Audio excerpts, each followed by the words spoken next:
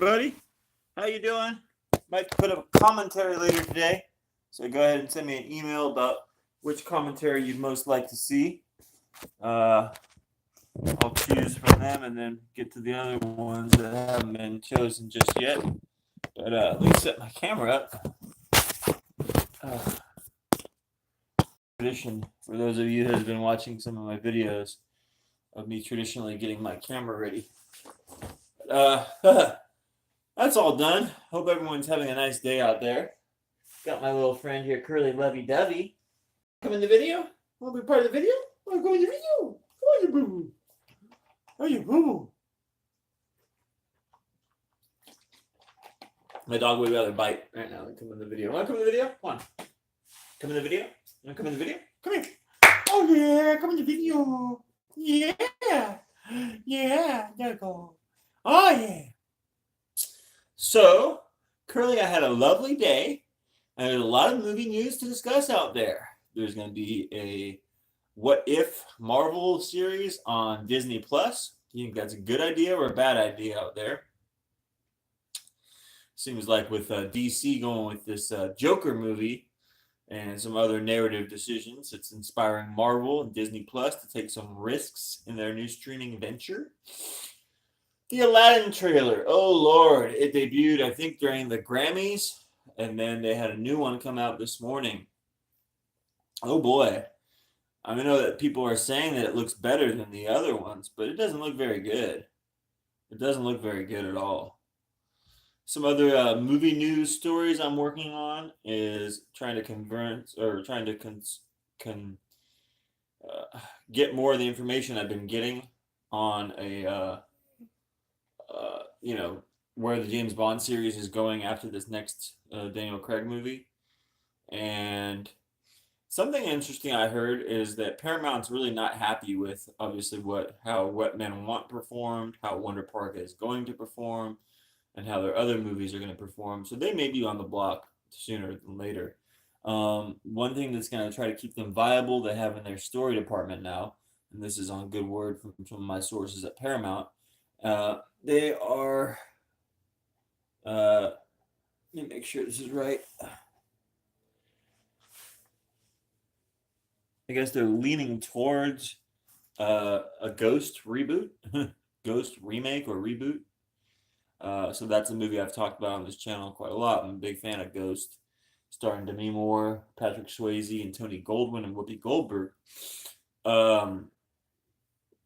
So you can look for that to get announced within the next couple of weeks. You're not going to hear it verified right now, but that's what's being leaked to the trades, and hopefully going from there, we'll figure out where they're going to go with that movie, or if it's just a shallow attempt to try to make some money back. Maybe there's some potential in making another version of Ghost. It did come out 29 years ago, if you can believe that. Hard to actually say. Hard to believe that was 29 years ago. So when you put it in that context, it's ripe for a remake. 29 years is quite a long time at this point. 29 years is quite a long time. So let's talk a little further. Maybe Bubba. Doggy movies. Nothing new on any Benji movies getting rebooted, but I know that they rebooted the one for Netflix. Netflix don't reveal too much about their data. We don't know how many watched it. Yeah. Other than that, people out there, go ahead and leave comments. Let me know what you want me to pursue in movie news and discussion. I spoke to Megan Ellison today. Megan Ellison's in the news a lot. Clearly because of her father, but clearly because of herself as well, and her movie-making ventures. Annapurna Pictures, I'm sure you've seen on the front of a lot of big-budget movies. Her brother runs a company called Skydance, and they're going to be bankrolling the next couple Mission Impossible movies, and I think they did the last two ones as well. So he's going clearly a more commercial route, where Annapurna is becoming kind of a prestige picture place, and she did not like how Variety called her out about how some of the movies have been underperforming lately. So she had a very petty and catty response on there, and I've been told through her and through some other sources that her father is not happy that she lost 30 million in a couple months, and that because of her growing drug problem, she's going to rehab. So you won't be hearing that in any Hollywood trades, and she probably won't even like me revealing it. But hey, I know Megan for a long period of time. I straight shoot with people, and she needs help. So we'll see how things go from there. Um, Going to go over to some of my Q&A questions that I've been getting lately. I really appreciate all the Q&A people out there participating. And I mean, what can I say? It's just a joy to wake up and see, sometimes up to 200 Q&A questions coming in.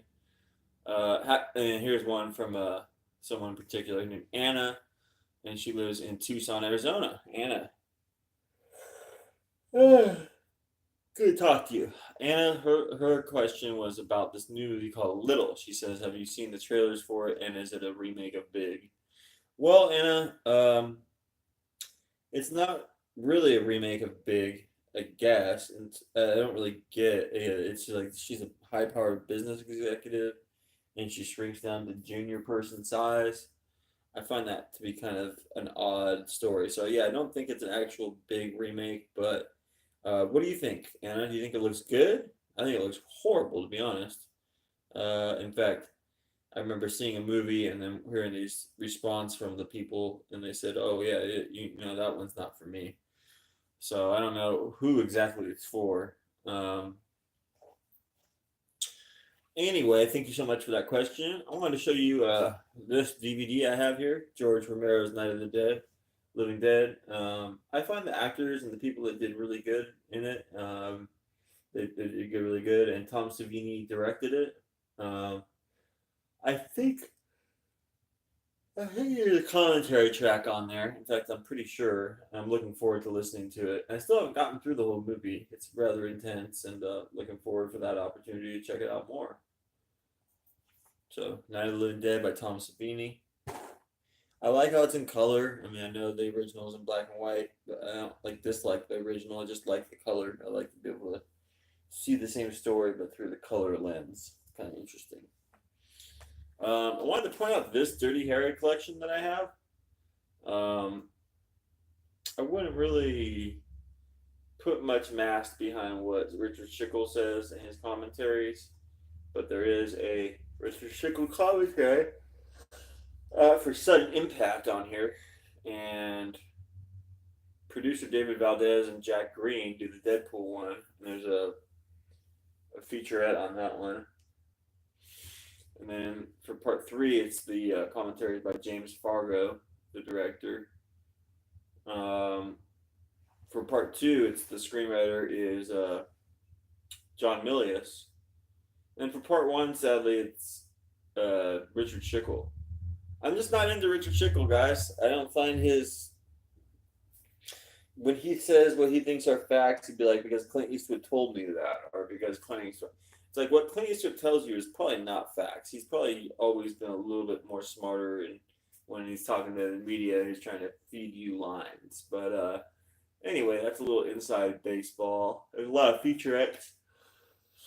The first disc, and I really like the set. I believe it's from Europe. It has some Europe stuff on it on the back, but they all play for me, so I think it's a really good DVD set, and I recommend it. Let's take another Q&A question, and this question comes from Dinah in Simi Valley, back in my old area, and she asks, what musical group would I want to see a biopic for that hasn't had one yet? Well, that's a pretty good question. We got Elton John biopic coming soon. We just had Bohemian Rhapsody come out. We got Judy Garland biopic called Judy coming out this year, among many others. We've had Ray. We've had Walk the Line. We've had a lot.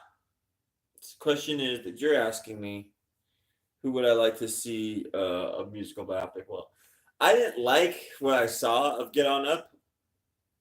just from the advertising and marketing of it. And I'm not a huge Chadwick Boseman fan. I don't think it's a good match for James Brown.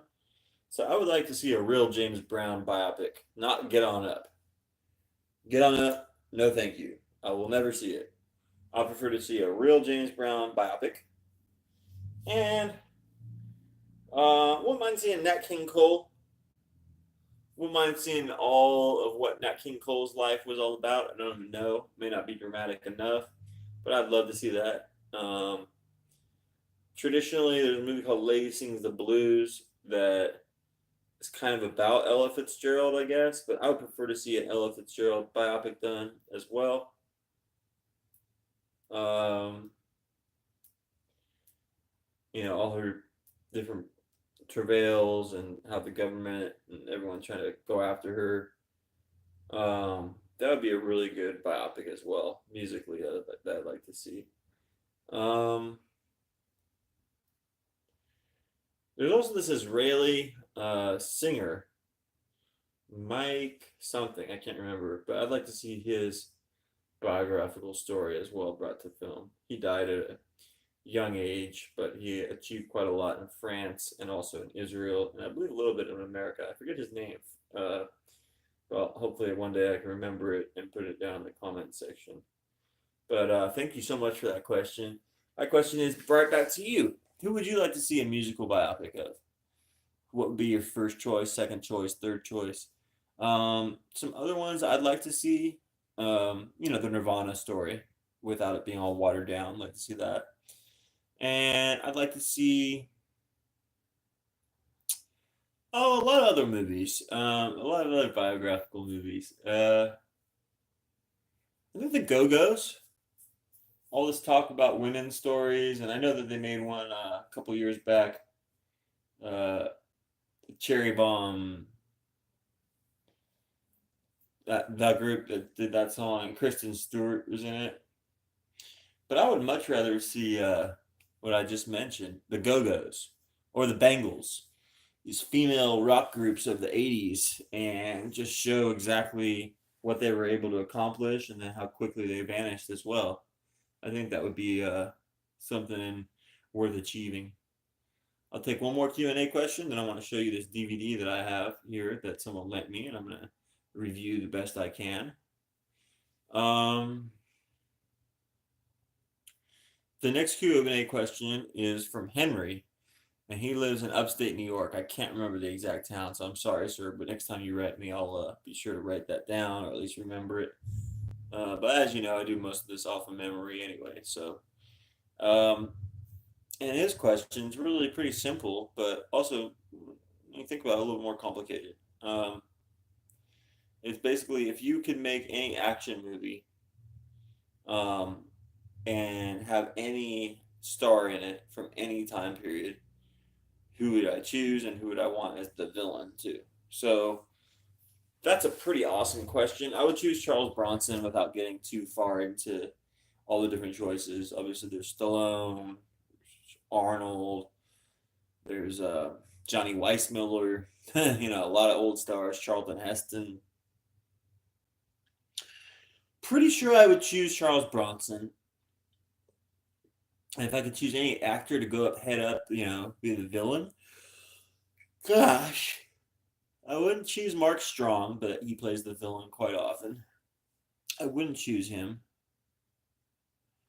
That's a really, really good question. Probably one of my favorite ones. I like all the questions that come in though. So I have Charles Bronson as my bad guy, or as my good guy, I guess. Bad in some ways too. Um, I'd like peak Michael Caine. Obviously probably not right now. Michael Caine, he's in his 80s, but Michael Caine, like 50s, 60s, 70s, in that age range. I'd like Michael Caine. Now he's not obviously never been the most physically intimidating, but I would like uh action movie starring Charles Bronson with Michael Caine as the villain. That's what I would like to see. Thank you so much. I'll think about it for more, and I'll list other ones in the future. But that's the main thing that comes to my head is if I could pick those two and match them up, that'd be a baller pairing. Um, The reason I like that so much is even though in Get Carter he's the hero, Michael Caine is still also a kind of a bad guy, and also in that one called I think Harry Brown, where he's a vigilante in his apartment complex. He's good, but he's also doing some bad stuff too. So I like that element to him. I like the actor a lot. I love him in almost every movie he's been. I would love to have him have a nice, real good dark turn. I would love to have seen him as the villain in a James Bond movie too. I just think that's a really missed opportunity, and I wish that would have happened. He would have been a good choice for James Bond back in the day as well. I mean, to see him grow into that character, even wearing the glasses, would be quite awesome. But thank you so much for that question. I think I'll go ahead and go on to my DVD that I have here. And this is Naked Lunch. Someone's lent me Naked Lunch. It's an hour and 55 minutes, and it's directed by David Cronenberg. And I believe that 20th Century Fox was involved in the making of it. So, hey, that's one of the things that's going to go by the wayside as well. It's not good for the business, this merger, the more I've thought about it. So in the movie, I got a lot to look forward to. I got Ian Holm, I got Julian Sands, I got Roy Scheider, I got Judy Davis. I've seen this movie 15, 20 times back in the day, in fact. But I definitely haven't seen it in like 16 years. I'm really excited about that. There's audio recording of Bert William Burroughs' voice as he reads from Naked Lunch, the book. A collection of archival stills from William Burroughs and the Ginsberg Trust. There's 32-page booklet featuring essays by Janet Maslin, Chris Lawley, Gary Indiana, and a piece by William Burroughs. There's audio commentary featuring Cronenberg and actor Peter Weller. That sounds pretty awesome. There's a high-def digital transfer. There's the making of Naked Lunch. Wow, a really long making of it. I think I might want to watch that actually. So anyway, I really am looking forward to this. I wish it was all on one disc, but it's a two disc, so I'm excited for that. So I hope everyone can send me some more Q&A questions. Send me some more stuff you want me to see do on the channel. I might try to do a commentary or another video tonight as well. And we're going to have a little bit more time next week to devote to the channel. So go ahead and leave me your comments. I'll try to make some special videos for people if they're interested. And if you have some movies you would like to see me review and you don't think that I have the movie, then go ahead and maybe send me a link or just tell me if you want me to review the movie and I'll try to see if I can find it. And maybe you can help me find it if you can't find it. If I can't find it, there's all sorts of things I'm looking forward to doing more on this channel. I just do them and then let you guys respond. Oh, yeah. One other really good Q&A question. I really like that question by Henry in upstate New York about if I could pick one action star and then one villain. That's really a really good question. I really do like that one. In fact, I mean, thinking about that, so I have my Charles Bronson, Michael Caine movie now. I would choose